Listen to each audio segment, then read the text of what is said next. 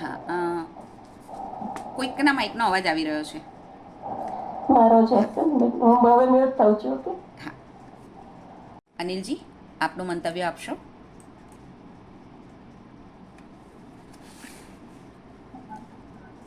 હા બેન, હા, વાર્તા ઘણી સરસ હતી. આખો પોઈન્ટ ઓફ વ્યૂ અલગ હતો કે ભાઈ એ દીકરીના લગ્ન કરવા કરતા દીકરીને સંચાર જગ્યાએ ફેરવી અને જે પૈસા આવે જે અત્યારે થાય છે કે બિહાર બાજુના ને બધા રાજ્યની છોકરીઓ આવે છે પૈસા આપીને લઈ આવે છે અને પછી ભાગી જાય છે. એ વાતને જ આમાં સ્પષ્ટ રીતે વર્ણવી છે. અને છેલ્લે એનો આશય ખબર પડે છે કે મગરાને ક્યારેક શંકા તો હતી કે આ કંકુ જોશી મને નહીં પણ મારી દીકરીને જોઈને જ મને સાચવી છે. એ વાત છેલ્લે સાચી પડી. એને લઈ અને વેચીને વેચવા માટે રવાના થઈ ગઈ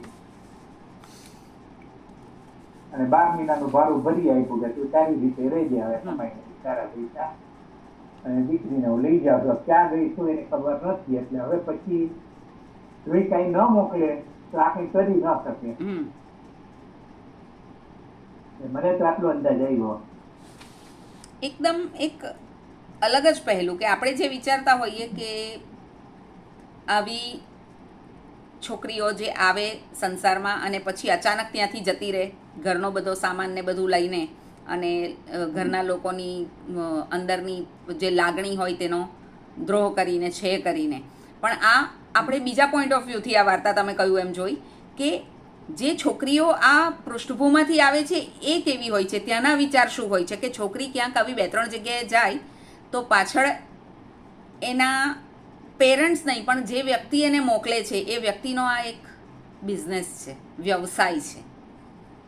એને છોકરી આનંદમાં કઈ ન હોય એને 10 દિવસથી પાછી ખેંચી લઈ ગયા 2-3 વર્ષ તો ફેરવી છે ને જે પૈસા આવ્યા એ એક ટાઈપનો બિઝનેસ જ કરે છે અને હેરાન થાય. અને આને ઈ ટેકનિક શીખવે ચોરી કરીને આવી આવજે પછી આપણે બીજા ઘર આવી જાય. આજના જમાનામાં એ બહુ બને છે. જી, ઓકે. ઉર્મિલાજી, ઉર્મિલાજી છે મીટિંગમાં.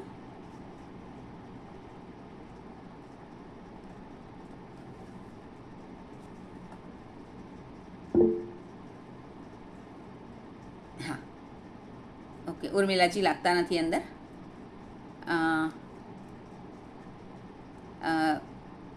સુષ્માજી, અચ્છા, ઉર્મિલાજી છે. ઉર્મિલાબેન, આપનું માઇક ઓન કરશો અને શક્ય હોય તો સ્ક્રીન પણ. હા, હાલો, હા બોલો. જી જી, મારું થઈ ના રહ્યું હતું, સ્પીકર ઓન કરતી હતી ને થઈ નહીં રહ્યું હતું. જી જી જી, હા, એટલે વાર્તામાં તો એવું લાગ્યું કે ભરણ્યું જે કે છે એટલે કે મનોમંથન એમ તો પેલું જે દેખાડવા માંગે છે એમ છે કે આ બધું ભરડાઈ રાખે છે અને મિક્સ થાય છે અને આના મનમાં એનું મનોમંથન ચાલતું હોય છે કે દીકરીની પાસે શું કરાવું કે શું ન કરાવું. બરાબર. એટલે એક વાર એને વિચાર આવે છે કે મારી દીકરીને હું પોતે જ આવી તો ધંધે બેસાડીને પૈસા કમાવું અને એમાંથી પછી હજી વિચાર કરે એની પેલા પેલી જે કંકુ ડોસી છે એના મગજમાં પહેલેથી જ હતું એટલે એ જેવી જાય છે એને લઈને એ ચાલી જાય છે અને પછી છેલ્લે પેલી કેવા આવે છે કે ત્યાં આપણને જલ્દી બોલાવ્યા છે, ભરડ્યું ચાલુ છે. એટલે ખાલી એમ જ કહેવા માંગે છે કે હજી એના મનમાં હવે એનું ઈ જ હવે ભરડ્યું એનું ચાલુ જ રહેવાનું છે કારણ કે પેલી એની દીકરીને લઈને ચાલી ગઈ છે. એટલે એમને લખવાની એમની સરસ કહેવાય ને આજે એમનો મુદ્દો લીધો તો બીજ હતું વાર્તાનું એ પણ સરસ હતું અને સરસ રીતે સાદી ભાષામાં જ એમણે લખવાની બરાબર એટલે કે જે 2 જણાની વાત થતી હોય એમાં શબ્દો પણ બધા અનુચિત જ રાખ્યા હતા. ફાઇન લખી હતી, સરસ લખી હતી. એટલે એકચ્યુઅલી ઘણીવાર એવું છે કે જે પૃષ્ઠભૂને લેવામાં આવી છે અને એના શબ્દોનો સંપૂર્ણ ત્યાગ કરીને બહુ જ શિષ્ટ ભાષા લખીએ ને તો એ કૃત્રિમ લાગે. હા, એ કૃત્રિમ લાગે પછી કે એ ના સારું લાગે, એ ના લખાય. હા, એ આવી રીતે જે પેલી જે સાલો ને રાન ને બધું જે હોય છે એ લોકોની એ જે જાતિ છે એમાં એ વસ્તુ સાવ સામાન્ય છે, એટલે એ બધી વસ્તુ એ લખવી જ પડે કે કારણ કે એ લોકોની બોલીમાં આવે છે. હા, એટલે નોર્મલ વણાયેલી ભાષા છે એમની, એમાં કાંઈ આમ આપણને ભલે એ લાગે પણ એ નોર્મલ બહુ જ સામાન્ય છે. અને બરાબર જી જી જી સરસ હતી. હા જી, થેન્ક યુ ઉર્મિલાજી. હા જી હા. મનીષાબેન. સોરી અલ્પાબેન, મારે શું કહું કે આજે ખૂબ થાકી હતી તો સુતા સુતા સાંભળવામાં મેં પૂરી વાર્તા જ નથી સાંભળી. ઓકે, વાંધો નહીં. મને ઊંઘ આવી ગઈ છે. હા, નો પ્રોબ્લેમ. આપણે પછી મૂકીએ એટલે તમે આપજો મને પ્રતિભાવ. જી હા, ઓકે. રંજન સર. અચ્છા, રંજન સરનું પાછું છૂટી ગયું લાગે છે. ઓકે, વાંધો નહીં. વૈશાલીબેન.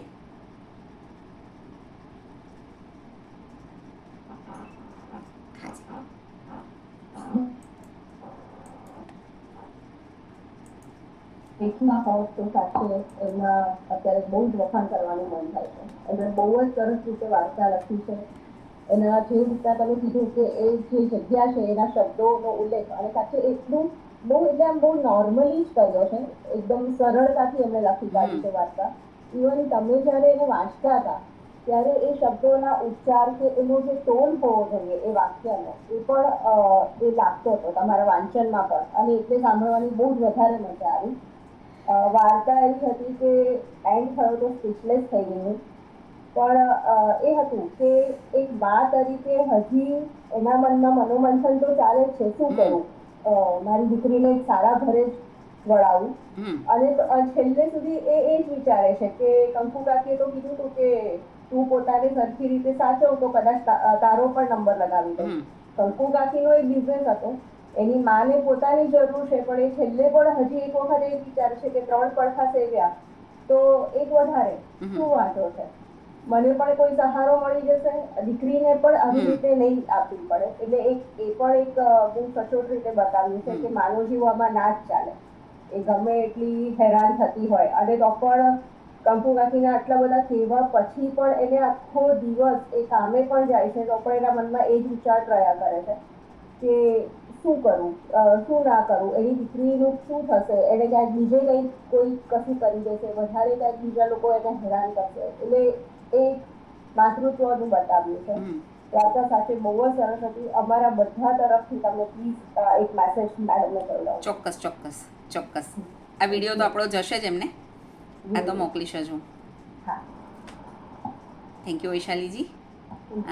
ઈશિતાજી.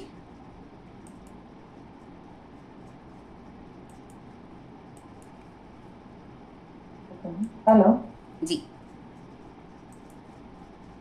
સંભળાય છે ને મેમ? હાજી. ઓકે. વાર્તા સાદી, સરળ ભાષા અને સૌથી વધારે હૃદયસ્પર્શી બધાને લાગી. વાર્તા તમે વાંચતા હતા તો અંત સુધી મને એવું થતું હતું કે હવે શું થશે. એમાં જે લેખિકાની સફળતા છે કે હવે શું થશે એ પ્રશ્ન વાચકને થાય, એટલે એમાં લેખિકાની સફળતા 100% કહેવાય જ. મને પોતાને પર્સનલી એવું થતું હતું કે હવે આ શું કરશે, આ દીકરીને કંઈક થઈ ગયું હશે. એનું ચાકુ જોઈને માતાને જે વિચાર આવતો હતો એવો વિચાર મને પણ આવતો હતો કે આ દીકરી પાઉંભાજી ખાવાનું ખાલી ગપ્પુ મારીને કંઈક આવો દેહ વેપાર કરીને આવી હશે. એટલે એક સરસ મજાની વાર્તા હૃદયસ્પર્શી રીતે રજૂ કરી છે, અને વાર્તાનું શીર્ષક પણ બહુ યોગ્ય આપ્યું, ભરડિયું. જેવી રીતે ભરડિયામાં રેતી, સિમેન્ટ, કપચી જેવી રીતે ભરડાતા જાય, એવી રીતે અહીં આગળ મંગળાના હૃદયમાં અને મસ્તિષ્કમાં દીકરીની ભવિષ્યના જે વિચારો છે, પોતે જે વિતેલું છે પોતાની ઉપર, એ બધું ભરડાતું જ જાય છે. એમાં એની આકાંક્ષાઓ, એની ઈચ્છાઓ, એની લાગણીઓ બધું ભરડાતું જાય છે. અને જેવી રીતે રેતી, સિમેન્ટ, કપચી ભરડાઈને તો સરસ મજાની ઇમારત ખડી કરી આપે છે, પણ અહીં તો એની આખી ઇમારત પડી જાય છે. ભરડાઈને પોતાની દીકરી ગુમાવે છે એટલે પોતાની એક ઇમારત પડી જાય છે. એટલે આમ વાર્તા બહુ મજા આવી, અને એવું લાગ્યું કે ઘણીવાર સ્ત્રીની દુશ્મન પણ હોય છે. આમ તો કહેવાય કે સ્ત્રીની દુશ્મન આમ ના હોવી જોઈએ, પણ એ હોય છે કદાચ કે સમાજમાં આવું આપણે એમ જોતા બી આવે છે કે અમુક સમાજમાં આવું થતું હોય છે. ઘણી વાર આવું દીકરી કોઈ કરતી હોય છે ત્યારે આપણે દીકરીને દોષ દેતા હોય છે પણ ઘણી વખત દીકરીનો એમાં દોષ હોતો પણ નથી. આજુબાજુનું વાતાવરણ, સંજોગો, એની પરિસ્થિતિ એવી હોય તો એ એવી રીતે ઘડાતી જાય છે. જી એટલે મને વાર્તા પણ બહુ ગમી, સાથે સાથે આપનું પઠન પણ જોરદાર, એકદમ માઇન્ડ બ્લોઈંગ. વાંચવાનું ચશ્મા ચડાવું પછી મૂકી દઉં છું કે ના ભાઈ વાંચ્યા કરતા સાંભળવાની મજા આવે છે પછી ચશ્મા મૂકી દઉં છું. એટલે આપનું પઠન પણ સરસ અને રિયલી હૃદયસ્પર્શી વાર્તા છે. અને મને સૌથી વધારે શું કહેવાય, આખો જે શબ્દ એમણે વાપર્યા છે ને, બધું શબ્દ ચિત્ર એવું ખોડું કર્યું ને કે આપણે મનોમસ્તિષ્કમાં એ વન બાય વન એના પિક્ચર આપણી આગળ આવતા જ જાય. એટલે એક કરુણ વાર્તા કહી શકાય કે આપણે ખરેખર હૃદય દ્રવી જાય. એક માતા તરીકે આપણને પણ આવા વિચારો આપણી દીકરીના સંદર્ભે આવતા જ હોય છે. પણ આગળ એક માતાનું આમ ખરેખર માતૃત્વ પણ છલકી ઉઠે છે કે પોતે આવું ના જ કરવું જોઈએ એ વિચારે છે. પણ મેં કીધું ને કે એની ઇમારત તૂટી જાય છે, એવું કંઈક એન્ડ બતાવ્યો છે. એટલે સરસ, બહુ મજાની વાર્તા છે. મેડમ શ્રીને ધન્યવાદ કહેજો. શુભરાત્રી. Thank you so much. એટલે જે લોકો આપણા મકાનો બાંધે છે ને એ રસ્તા પર રહીને જિંદગી વિતાવે છે. રસ્તાઓ બદલાતા રહે છે, ગામ બદલાતા રહે છે, શહેરો બદલાતા રહે છે, અને એમની આખી જિંદગી, એમનું પરિવાર આવું ભરડિયામાં હોમાઈ જતો હોય છે, એવું કહીએ તો સાચી વાત છે. ખરેખર વાર્તા હું પોતે વાંચતા વાંચતા ઘણી જ ભાવુક થઈ ગઈ હતી. મેં ઓલરેડી આ વાર્તા 2 વાર આગળ વાંચેલી છે, છતાં પણ એકચ્યુઅલી આ યથાર્થ છે, એનો સામનો દર વખતે શક્ય નથી હોતો. આપણે નથી કરી શકતા એ સામનો. અને વાર્તા લાંબી છે તો પણ આપણને થોડો પણ કંટાળો નથી આવ્યો. એ પણ એ લેખિકાની વિશેષતા કહી શકાય. એની શું કહેવાય, કુશળતા, એમનો પુણ્ય કહી શકાય, લેખન પર એમની હઠોટી કહી શકાય કે આપણને ક્યારેય કંટાળો નથી આવ્યો. આપણને એવી ચિંતા જરી રહી છે કે હવે આ મંગળા શું કરશે, દીકરી સોનાનું શું થશે, એ આપણને પ્રશ્ન રહ્યા જ કર્યો છે. એટલે એમાં લેખિકાની હથોટી પણ રિયલી સરસ છે. તો આપણે આ વિડીયો દીનાબેનને મોકલીશું. દીનાબેન જરૂર આનંદિત થશે કે એમની વાર્તા આપણે આટલા લોકો વાંચી, સાંભળી અને માણી. તો ફરી આવતા ગુરુવારે આપણે બધા મળીએ છીએ. તમારું વંચાણી પછી આ વાર્તા બીજે તમે કહેતા હતા ને